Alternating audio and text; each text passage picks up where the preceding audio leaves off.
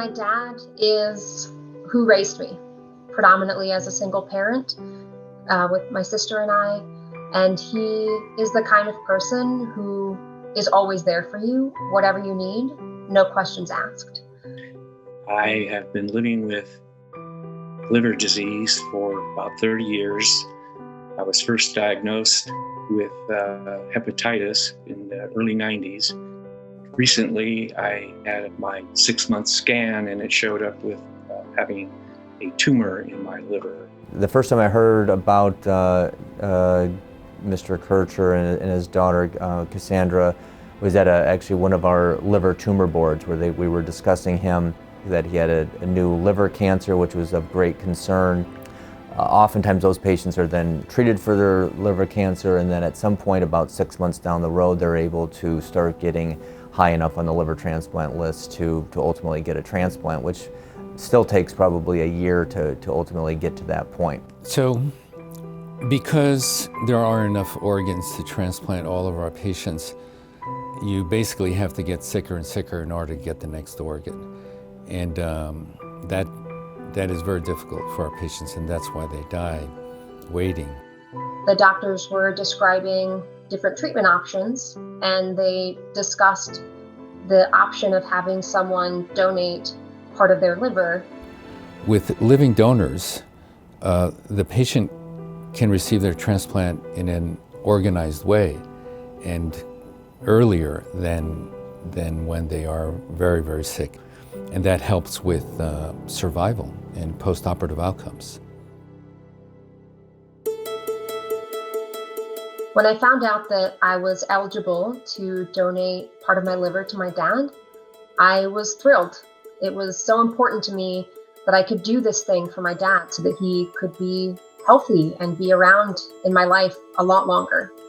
It's a situation where someone can really take control of their own life if they're lucky enough to have a loved one or a donor who has been through the evaluation, and we really feel that they'll be a good liver donor. It's just a great opportunity for somebody to be able to move on to really the next most important phase, which is getting a new liver transplant. Having all the options available and being performed at the highest level of expertise is the best you can get. And that's why the University of Washington is successful in something like this. And that's why it started here. We are already proving that we can give people chances and options that they can at all the other hospitals. You know, we have patients who have now been transplanted with living donors for indications for transplant that are really innovative. The team at the University of Washington made it so easy to go through the evaluation process. Living on the other coast, I was concerned it would be logistically challenging to get taken care of, but it was smooth and well communicated and really took a lot of stress out of a scary situation.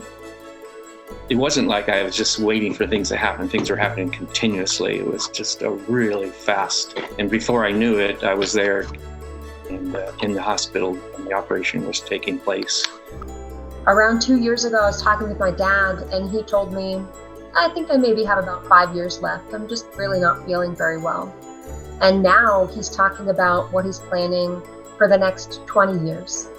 He used to be tired all the time, very fatigued and irritable. Now he's up and around, doing housework, walking the dogs, cooking, enjoying life again. Over 1,000 Americans a year die waiting for a liver transplant. So with living donation, you're really able to rapidly start looking ahead towards the actual operation that will remove your diseased liver, and this makes a very immediate and long-lasting impact in the recipient's life. Without the Living Donor program, I would not have lived long enough to have a transplant.